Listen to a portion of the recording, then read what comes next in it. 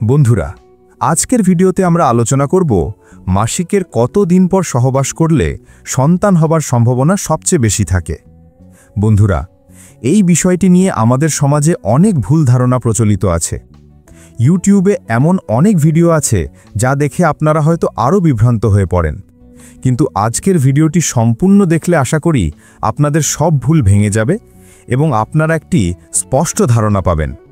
ভিডিওটি না টেনে শেষ পর্যন্ত আমাদের সাথেই থাকুন। নারী শরীরের সবচেয়ে গুরুত্বপূর্ণ অধ্যায় হল মাসিক বা পিরিয়ড। প্রতি মাসে এটি নারীর শরীরকে গর্ভধারণের জন্য প্রস্তুত করে তোলে। আর ডিম্বস্ফোটন বা ওভিউলেশন হল সেই প্রক্রিয়া যখন ডিম্বাশয় থেকে একটি পরিণত ডিম্বাণু নির্গত হয়। এই সময়ে সহবাস করলেই কিন্তু সন্তান হবার সম্ভাবনা সবচেয়ে বেশি থাকে। ডিম্বস্ফোটনের সময়কে উর্বর সময় বলা হয়, অর্থাৎ এই সময় নারীর গর্ভধারণ ক্ষমতা সবচেয়ে বেশি থাকে। সাধারণত মাসিকের শুরুর দিন থেকে 14 দিন পর ডিম্বস্ফোটন হতে পারে, তবে এটি এক একজনের ক্ষেত্রে ভিন্ন হতে পারে। ডিম্বাণু ডিম্বাশয় থেকে বের হবার পর সাধারণত 12 থেকে 24 ঘন্টা জীবিত থাকে। অন্যদিকে শুক্রাণু নারীদেহে 3 থেকে 5 দিন পর্যন্ত জীবিত থাকতে পারে। তাই ডিম্বস্ফোটনের 2-3 দিন আগে থেকে শুরু করে ডিম্বস্ফোটনের দিন পর্যন্ত সহবাস করলে গর্ভধারণের সম্ভাবনা সবচেয়ে বেশি থাকে। আপনারা হয়তো ভাবছেন, এই ডিম্বস্ফোটনের সময়টা তাহলে কিভাবে বুঝবেন?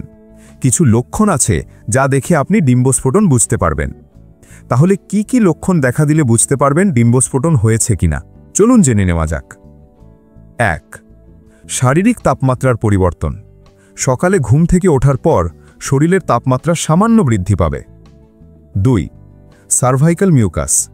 যোনি থেকে এক ধরনের পিচ্ছিল স্রাব নির্গত হবে, যা দেখতে কাঁচা ডিমের সাদার মতো। 3. তলপেটে ব্যথা। তলপেটে হালকা ব্যথা বা অস্বস্তি হতে পারে। 4. লিবিডো বৃদ্ধি। এই সময়ে যৌন আকাঙ্ক্ষা বৃদ্ধি পেতে পারে।